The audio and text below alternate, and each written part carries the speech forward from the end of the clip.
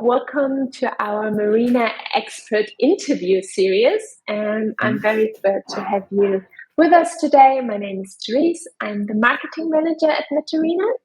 And it's my absolute pleasure to introduce our special guest, which is you. Thank you. Mike. From Decoin. Nice to meet you.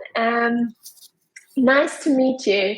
And you are a true thought leader in the marina management space, and known for your innovative ideas and a deep understanding about the complexity of marina management. So it's a great pleasure to have you here. And I know Thank you. Your schedule has been very busy lately. So a big thank you for taking the time. I really appreciate it. I know, especially just before Christmas, it's always a crazy time. Before the end of the year is crazy. We have to close so many things. But I'm glad to be here, and thank you for the opportunity to talk about what is one of my passions. Yes. So then I would say let's directly dive into it. So could you give us a little bit a snapshot of your journey into the marina world? How did you ended up working in this space? What is your passion working in the marina industry? Okay, well, I'm passionate about the sea from when I was a child. It's something that I carry almost in my genetics, because part of my family had a shipyard in La Costa Brava, and my great grandfather was the chief pilot of the port in Barcelona. And I started sailing like around 20 years ago, thanks to my big brother, because he's a sea wolf, and he was a sailor, lived in an old Dutch sailboat, 78 feet, dating to 1890, and he was restoring it while using it as a home in Barcelona. Around 20 years ago. So the first cruising, the first travel that we made with this boat was with some friends to the Balearic Islands, and we arrived for the first time to Formentera, and we fell in love absolutely with the place. We were impressed by the beauty of the place. And since then, I developed a very strong connection with the Balearic Islands. And also, I began to take an interest in marinas by observing and listening to the community of sailing friends that my brother has. And we used to sail a lot between the Balearics and Barcelona. And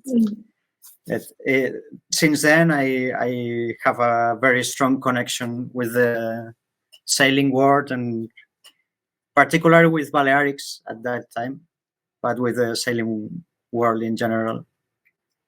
Yeah, I relate to that very, very much. I live on a sailboat myself. So at the moment I'm in Germany, but usually I'm living on a boat with my partner and my baby. So and I remember the first time I arrived in Formentera, I was just blown away by the beauty. And it was May. It was so empty, like no boats, and so it was the May total opposite. In a beautiful state. Yeah, and August was the total opposite. Like it was super crowded. But May, it was empty, and then this long beach and this white sand and crystal clear water. It's amazing. It's so beautiful. So I can relate. Why you fall in love with sailing. And is your brother still living on a boat, or? For part of the year, he owns a company of charter in Ibiza and Formentera, and they have 3 catamarans, and he's always in boats, and during the season he lives in a boat also. Yeah. Great, but not fantastic. in that, not in the same, not in that boat, in that old sailing boat. Fantastic. Yeah. Okay, let's pivot a bit to your work and Decoin. So maybe you can explain a bit about Decoin's mission and the unique role the company has in the marina space, in the marina management space. Okay, yeah, the Decoin mission, it's aligned with their knowledge also about engineering. It's based in the constant research of optimization and improvement of marina operativity. And it's also important for the company to bring sustainability and ecological solutions, to have a good integration in each place that we get a marina, with the environment in one side, and also with the local, with the users, to have harmony with the activity of the place. It's important to integrate all these 2 concepts in the vision that we have in managing the marinas. So what do you see as one of the biggest challenges that marinas face at the moment?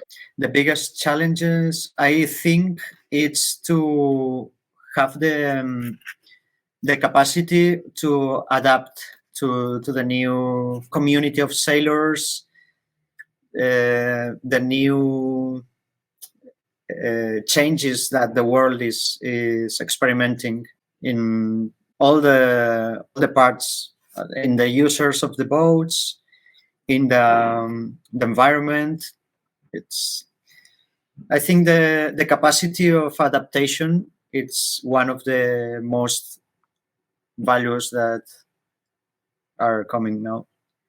Yeah, what are how do you, in your work, how do you approach these challenges?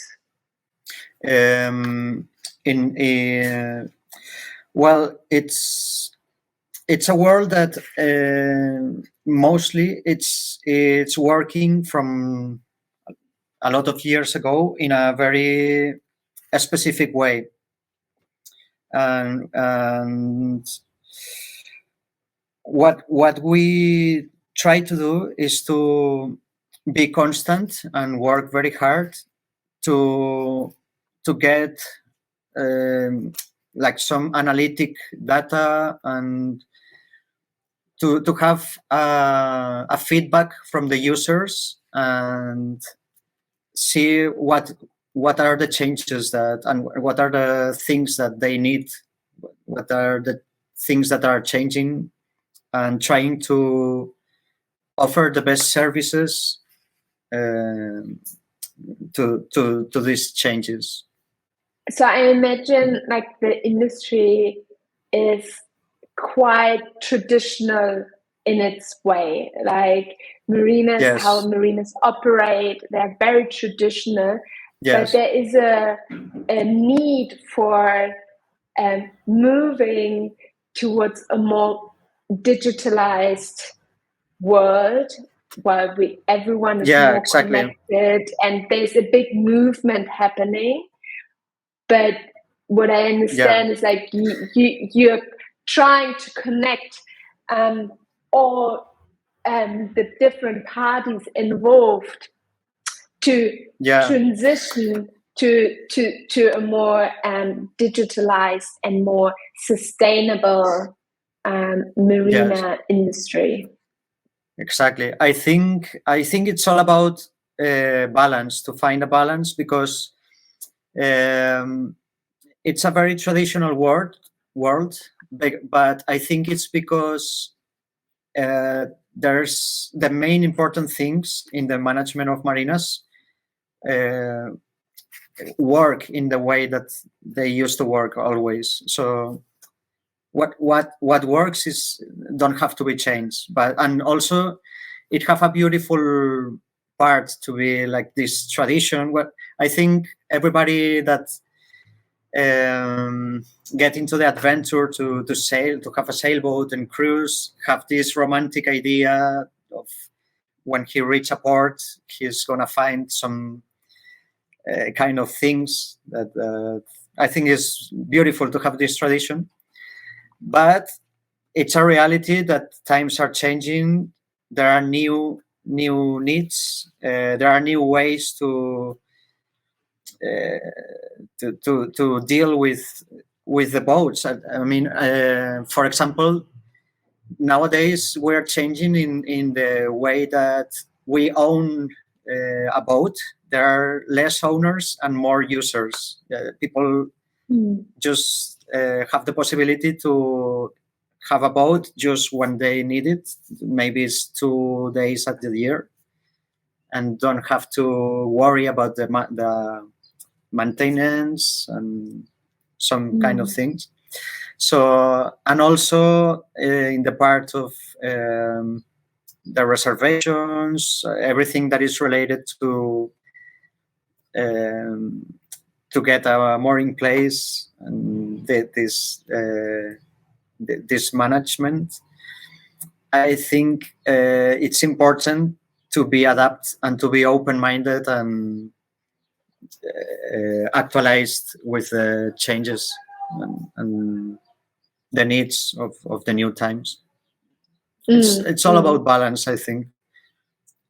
To hear, to listen at the tradition and the old ones that know well how it have to work, but also to have the availability to adapt to the new to the new times. Yes. We started this collaboration and this we had the great pleasure to work with you and get your expertise, also what we are doing. Can you just tell a little bit more about the collaboration Decoin and Marina has? Can you give us a little bit more an insight? Yeah, well, with Marina, I think it's exciting because with Henry and with Nicola, we start working together, and we have the same vision about the future to give a solution in our specific ways that we can share with a big net of marinas, not only with a specific part of it, and also we have this vision to give a solution that it's intuitive and that it's to see the sailing world as something reachable for everyone, not something for just some people or something elitist. A sailing world is still have this like elitistic side, and yeah, it's all about give solutions and reach to everybody. Yeah, and I think a big part is also, as you mentioned, like transforming the traditional way, but at the same time respecting the way it used to be, and now translating it into a solution that works and is really tailored to the specific needs that the industry has, right? Exactly. Yeah, I think it's important that it's a solution for the traditional way to work, and for the new way to interact. Yeah. What you've seen and when working with us with Marina, where do you see the biggest advantage for a marina using a software such as Marina provides?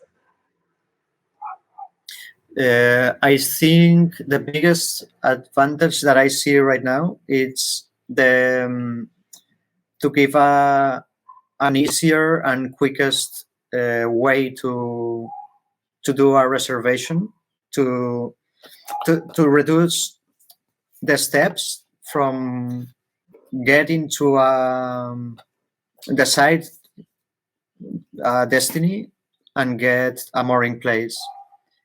And I think I like the tool that it's been developing to it, and also the adaptability that they have to more tools, that to not be a closed tool and a specific with only reservations or specific parts. So to be complete, I have a lot of ideas that I share with the team because of my experience and my work that I'm doing now, and I think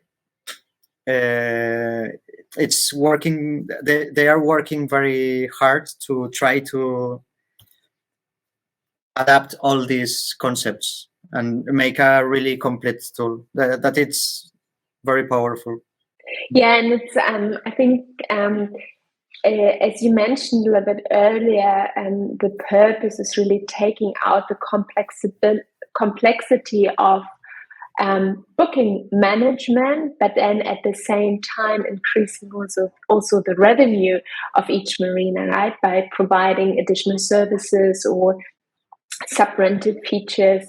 So it's not just a booking management tool, it's really helping marinas to grow and becoming bigger and utilize the marina. I mean, I have seen it a lot in marinas that they don't use the full potential, that there are still a lot of berth available, but as a boater who I'm as well, I experience also it's quite hard to reach a marina. It's not always easy, right? You call via the VHF, and then there might be a language barrier, or you try via phone, and the office staff is super busy. They don't pick up, and you as a boater, you are in the need of a berth right now. So the booking becomes really complicated for a boater to reach the marina. And I think that there's just this gap of easy communication and implementing direct bookings, like we know from hotel bookings, it becomes much easier, right? So I'm you see, I'm as a boater, I'm quite excited about this too myself. I think it is a real pain point for boaters often. As I told you before, being in contact with boaters, I can see that it's neat a tool that gives an easy solution. It's for me a good progress would be that a boater reservation before get out of the boat, before arrive to the marina, and everything in just 1 or 2 steps. It's a good goal to reach. Looking at the horizon, what's next for you and for your work at Decoin? Is there anything coming up in the next year? A lot of things. Now we are managing a marina in Madeira Island, which is very, very exciting for me because I used to work in my experience. It's in Balearic Islands, in Formentera and Menorca. And there in Marina, it's a completely different way to operate, different kind of users, different way to manage. Also, the loyal part, it's very different than here. And it's very exciting. I'm learning a lot of new things and adapting to these profiles of sailing, of boaters. It's very exciting. And then we also are, this year we will start in a marina in Mallorca, which is a beautiful project. And we will keep working hard to make bigger our services. Fantastic. Thanks so much for being here and answering all my questions. You're welcome. As I said, we're really inspired by your work. I'm very excited for the new year, and I hope now that you can enjoy your Christmas time with your family. Thank you very much. Here, and you have some downtime to relax. And yes, thanks so much for your time. And thank you, Teresa. Hopefully talk to you in the new year. Yeah. You should sail with your family to Madeira. Yes, I mean, our next destination is, at the moment, we're in Sicily with the boat. So our next destination will be Greece. Last year we started from Valencia and sailed the Balearic Islands and Sardinia and then to Sicily. And next summer will be Greece. But I'm sure that the year after we will slowly going the other direction again. Cool. And maybe at some point we will do the Atlantic crossing. We will see. I think my baby needs to get a little bit older for this. Yeah. It's a good plan. Yeah. So, then Merry Christmas and a Happy New Year, Max, and I hope to talk to you soon.